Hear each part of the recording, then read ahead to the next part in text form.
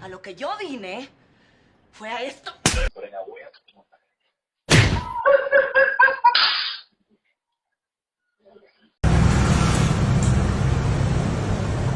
Oh, so cute.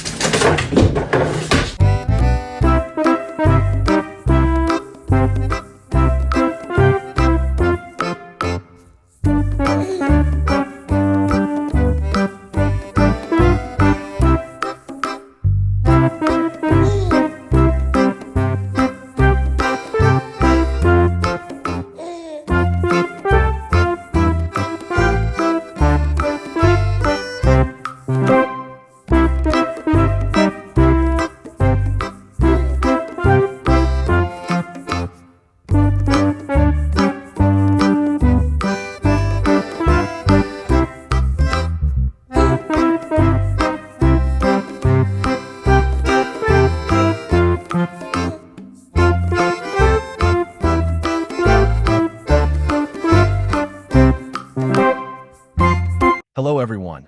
Today I will tell you a story. The story is titled, When Your Cat Has Too Many Enemies in the House. Please like and subscribe to my channel if you appreciate me. You can skip this if you don't like this video. Thank you very much. The story begins as follows. If you have a cat, you're probably used to their independent nature, their love of luxury, and their occasional attitude.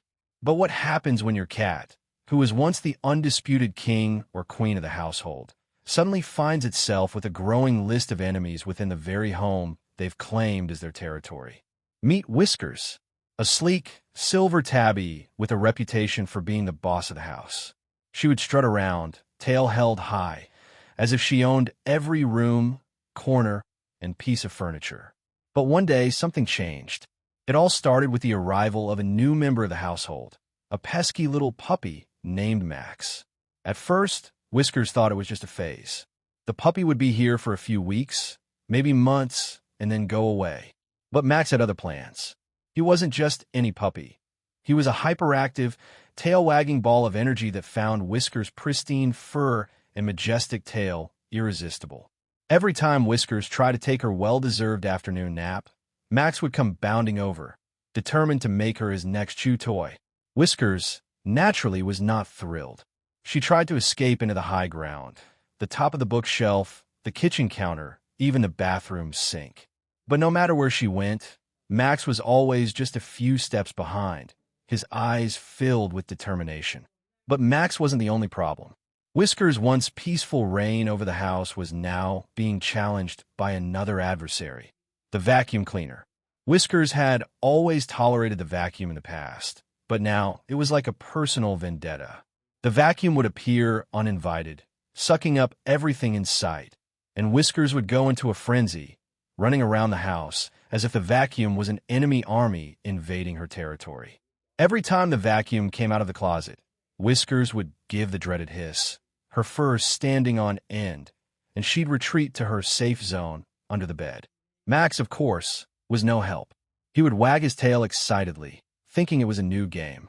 Whiskers would just glare at him, silently accusing him of being the traitor who was siding with a vacuum cleaner. The tension in the house had never been so palpable. Whiskers was not one to give up easily. She had survived many battles in her time, from the neighbor's dog barking at the window to the occasional visit from the pest control guy who always seemed to carry strange, menacing tools. She needed a strategy, and this time, she wasn't going to fight alone. Enter Mr. Fluffy, the elderly cat who lived in the garage. Mr. Fluffy was a big, fluffy Persian with a calm demeanor, and he didn't seem to mind much of anything, except when someone touched his food bowl. He had lived with many animals over the years, so when Whiskers came to him for advice, he knew exactly what to do. "You have to make your presence known," Mr. Fluffy advised, his voice raspy from years of meowing. "When Max comes near, do this." He demonstrated with a graceful swat of his paw, a move that sent a toy mouse flying across the room. Assert dominance with a well-timed swipe. It's all about control. Whiskers listened carefully. If anyone knew how to deal with enemies, it was Mr. Fluffy. Armed with his advice, she set out to regain control of her domain. The next time Max bounded into the room, Whiskers did just what Mr. Fluffy suggested. With a quick swipe, she knocked Max's favorite chew toy out of his reach and sent him scampering off in confusion. It wasn't much, but it was a start. As for the vacuum cleaner, Whiskers had a different tactic in mind. Instead of running from it, she would boldly march toward it, tail puffed out, as if she was the one in charge. The vacuum might have been loud and terrifying, but Whiskers wasn't afraid anymore. She would stare it down with a fierce look in her eyes, daring it to come closer. In the process, she also began to recruit Max, who, ever the follower, started to bark at the vacuum, thinking it was an intruder. The house was starting to feel a little more balanced. Whiskers had found her allies, and together they made a great team. It wasn't long before the entire household had to acknowledge that Whiskers was not to be trifled with.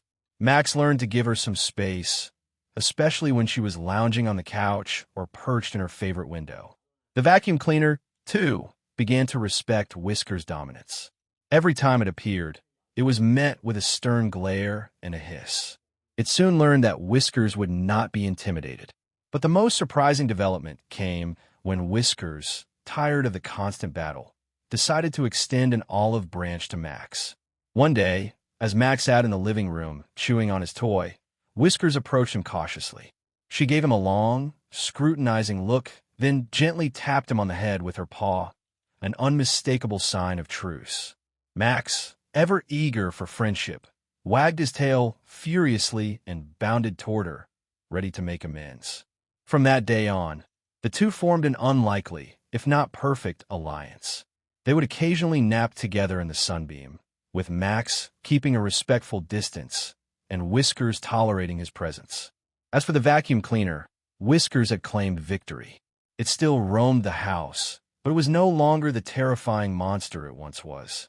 Now, when it appeared, Whiskers would simply give it a nod of acknowledgement, as if to say, "I've conquered you. You're not my enemy anymore." In the end, Whiskers had managed to navigate the complexities of a house full of enemies and come out victorious.